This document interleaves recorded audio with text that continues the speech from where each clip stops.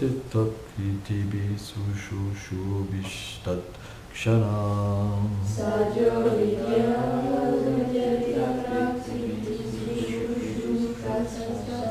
Traduction. Le Srimad Bhagavatam, le joyau de la couronne de tous les Védas et des Upanishads, a été révélé par le grand sage Vyasadeva, qui était nul autre que le très puissant, la puissante incarnation du Seigneur Narayana. Dans son glorieux livre est enseignée la religion suprême, qui est totalement libre de la plus petite trace de toute illusion envers soi-même, sous la forme des désirs pour les fruits qu'apporte la religiosité, l'essor économique, le plaisir des sens, incluant l'atteinte de la libération. Il n'y a pas de son. Cette religion ésotérique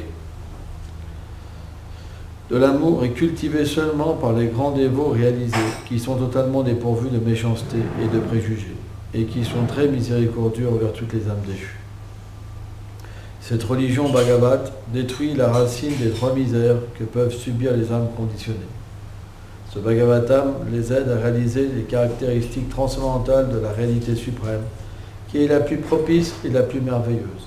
Quand ce merveilleux Bhagavatam qui enchante l'âme est écouté avec une attention pleine d'extase, le Seigneur suprême Krishna est instantanément captivé pour toujours par le lien de l'amour divin, dans le cœur de ces âmes bénies que sont les kritis et les chouchouchous. Les kritis, c'est les âmes vertueuses et ceux qui écoutent avec foi. Donc nous continuons le commentaire. Le mot tat, à cause, ça c'est pas fait pour... Il n'y a pas de son. C'est pas assez fort, c'est pour ça. Parce que ça c'est pas un micro pour parler devant, c'est un micro pour parler à distance. C'est parce que c'est pas assez fort. Ça fait d'époque. Le mot tat, à cause, et kshanat, gaieté, signifie que Krishna est capturé dans le cœur du dévot. Celui-ci devient empli de félicité et lié dans un cœur débordant de l'amour de Dieu. Cela indique que Krishna est heureux et plein d'amour quand les dévots écoutent le Srimad Bhagavatam. Ce résultat n'est atteint par aucune autre écriture ou par aucune autre pratique. Ayant expliqué l'excellent, par exemple, résultat qu'apporte cette écriture, le verset décrit maintenant comment le Seigneur lui-même prit le rôle d'un sage et révéla le Srimad Bhagavatam. Cette œuvre fut en premier exposée dans une forme abrégée, en 4 versets par le Seigneur lui-même, puis elle fut complètement divulguée par Vyasadeva. Magyanati Milandasya. Elam Jalam Shalakaya Shakshur Militam Janata Isme Shigulam. C'est un principe que tout est à la fois le Seigneur et différent du Seigneur. Puisqu'à l'origine, il y a un être vivant, originel. Et de cet être se manifeste la création et la diversité des êtres vivants. Donc, tout a pour origine le Seigneur suprême. Om Purnamalam Purnamidam. La Sri Upanishad explique que le principe inconcevable de la création, c'est bien que tout vienne d'une même source, cette source ne perd rien. Et tout ce qui émane d'elle est complet.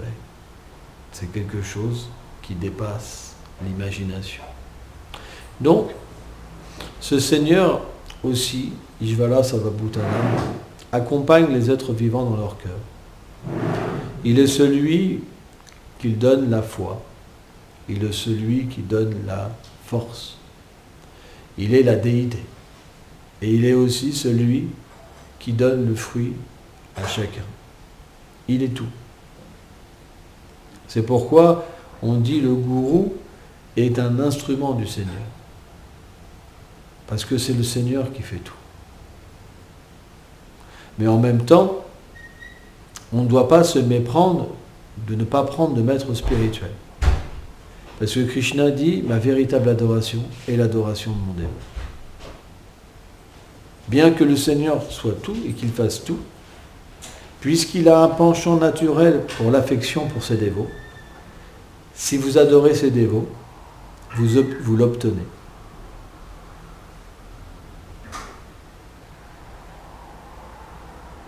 C'est pourquoi un Vaishnav n'adore jamais directement Krishna. Mais il adore d'autres Vaishnavas. Et c'est le principe pour pouvoir obtenir facilement Krishna. Sans ça, si nous adorons simplement l'âme suprême, Krishna dit Yetamam Prapadante, je réciproque avec les êtres vivants. En adorant directement l'âme suprême, si on n'est pas qualifié, parce que notre cœur n'est pas pur, qu'il est empli d'actions intéressées et d'illusions, alors le Seigneur réciproquera avec cette illusion et cette action intéressée. Et il nous permettra certainement d'avoir une certaine relation avec lui, mais pas dans son monde transcendantal, dans sa création matérielle. Et il nous amènera dans une prochaine vie à aller plus loin et à comprendre le principe de prendre refuge dans les dévots du Seigneur.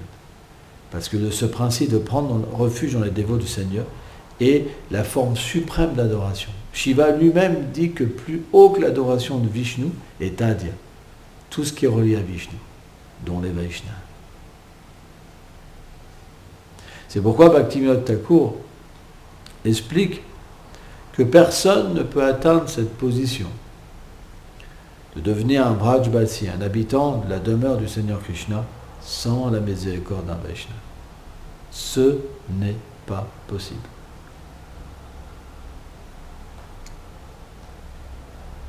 C'est un principe universel. Et c'est quelque chose qui est très important à comprendre. Donc le Seigneur lui-même est venu sous la forme de Vyasadeva. Il a mis en pouvoir un être particulier pour recevoir toutes les Écritures et les écrire. Parce que le Seigneur savait que dans cet âge de Kali, les gens ne seraient pas qualifiés pour simplement entendre une fois et ne jamais oublier et ne pas déformer. Nous avons beau écouter, nous oublions tout le temps et nous déformons les choses. Donc il est venu, sous cette puissante incarnation, mettre sur écrit la vérité, la connaissance transcendantale. Parce que cette connaissance nous permet d'obtenir le Seigneur suprême.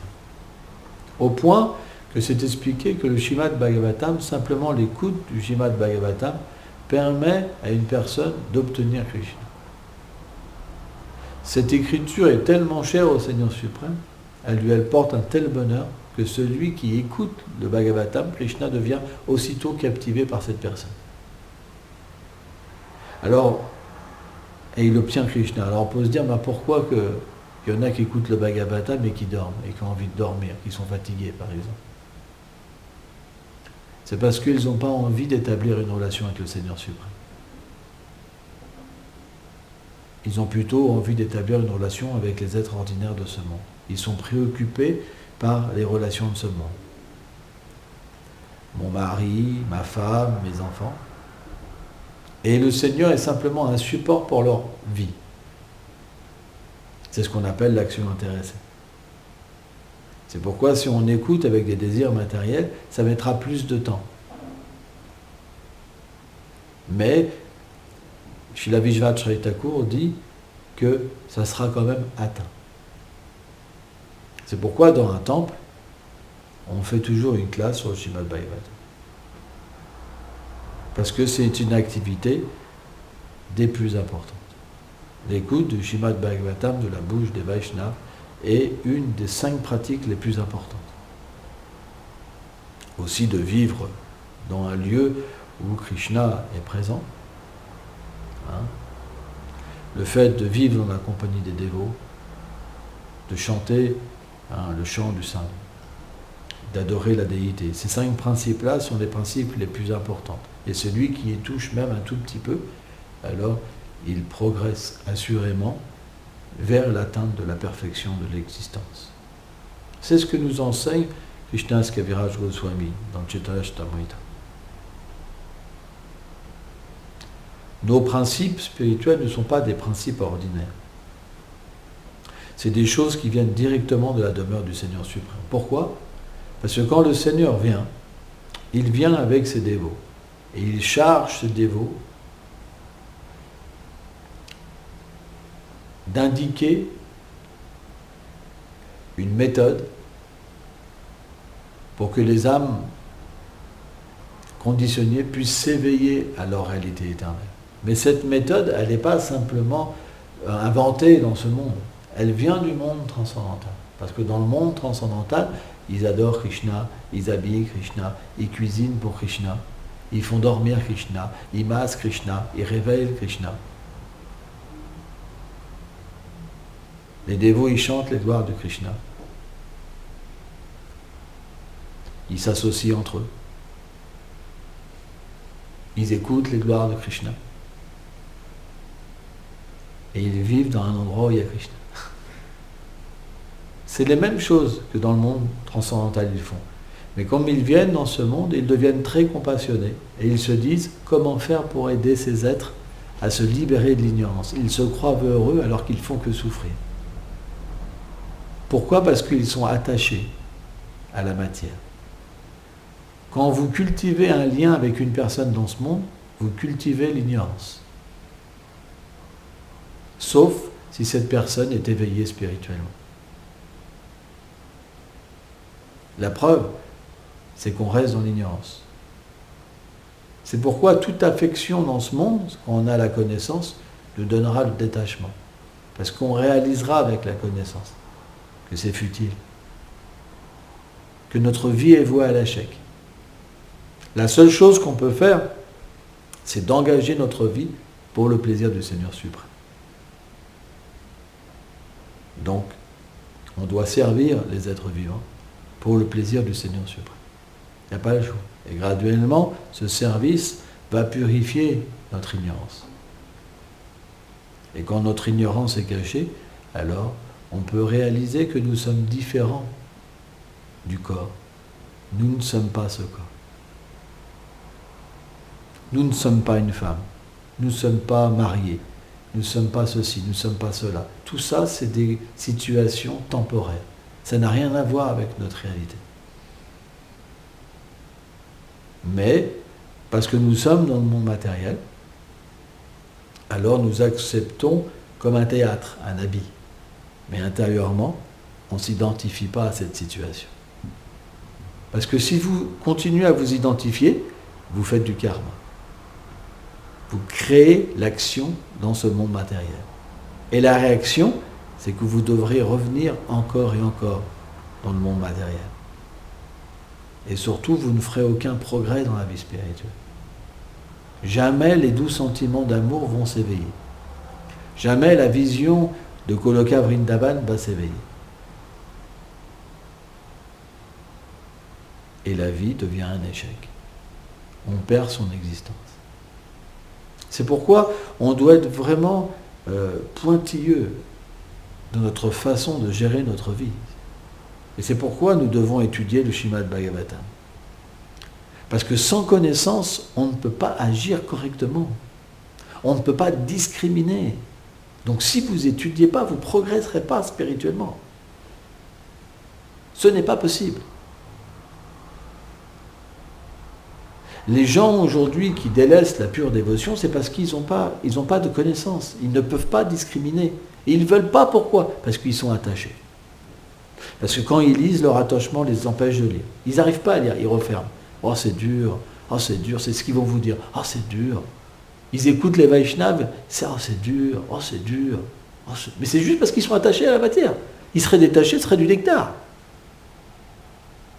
Vous prenez la même personne 5 ans avant, c'était dur, 5 ans après, c'est du nectar. Ils en veulent plus encore. Mais il y en a qui ne progressent jamais. Parce que leur attachement, c'est la chose la plus importante.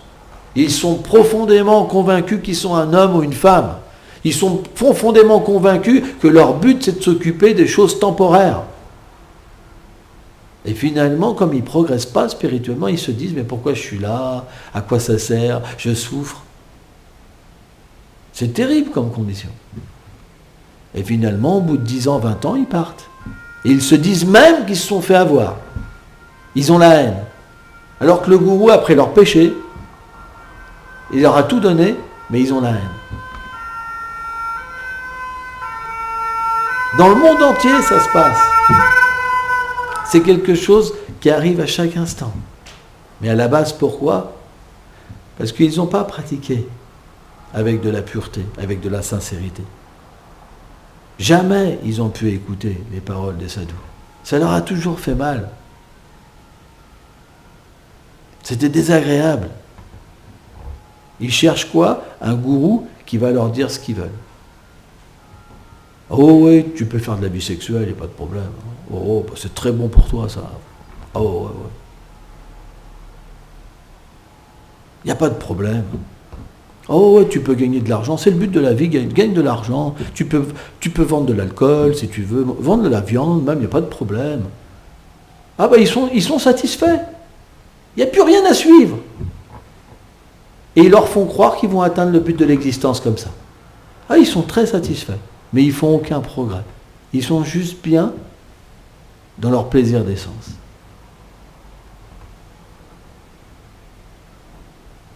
Et ils se mettent à critiquer les sadhus authentiques. Parce que les sadhus authentiques, ils vont vous dire, pas de vie sexuelle illicite. Pas d'alcool. Donc ça veut dire pas vendre d'alcool aussi. Pas d'intoxicants.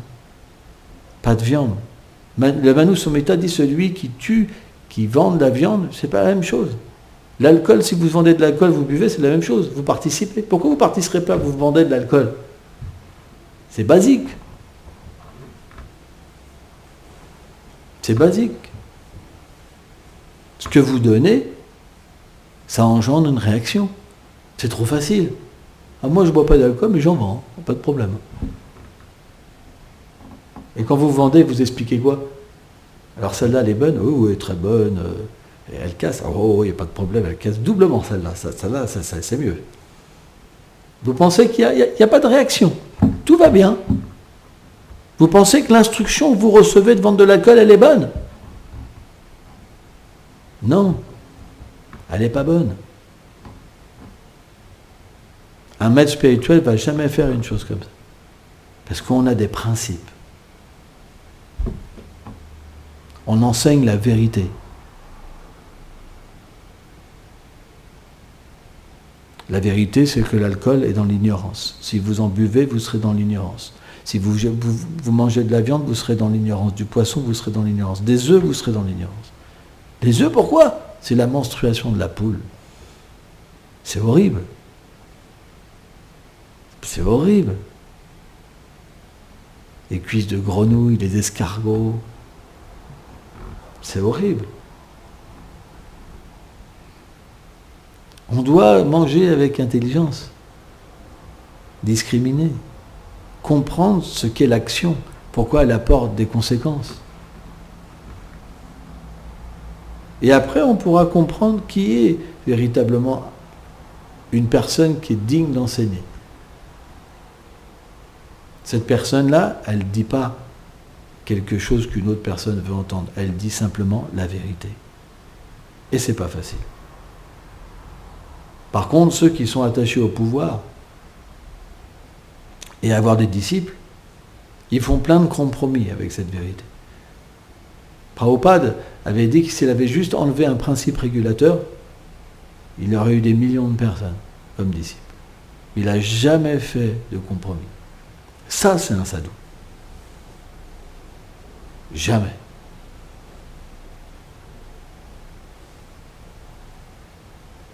C'est pourquoi nous suivons dans les traces de Srila Prabhupada. Dans les traces, ça veut dire qu'on essaye. On n'est pas parfait. On fait ce qu'on peut. Mais si on a dans notre mental une personne qualifiée, et qu'on médite sur lui et qu'on suit ses instructions, alors on devient graduellement qualifié. C'est pas compliqué. Parce que le Seigneur va donner les qualités de la personne qu'on adore. Il est réciproque avec l'être qu'on suit. C'est pour ça qu'un bouddhiste, il obtient la réalisation d'un bouddhiste. Un chrétien, il obtient la réalisation d'un chrétien. Un musulman, il obtient la réalisation d'un musulman. Un mayavadi, Il m'avait dit, il n'obtient rien du tout. Ishmael Thakur explique, une fois qu'ils pensent qu'ils sont Dieu, le Seigneur les abandonne. Parce que c'est une grande offense de penser qu'on est Dieu. Le Seigneur reste éternellement le Seigneur. La tricherie est de la tricherie. C'est pour ça qu'on accepte une philosophie de fou, c'est juste la folie qu'on va développer. Je suis Dieu, je fais le jour, je fais la nuit. C'est moi qui fais bouger les feuilles, c'est moi qui influence tous les êtres. Il y en a qui parlent comme ça. J'ai vu ça une fois sur Internet, un fou comme ça. Il avait des millions de disciples, des milliers. Ils adorent ça, parce qu'ils se disent, ah là, maintenant je suis Dieu. Mais ça, on n'accepte pas. On n'accepte pas.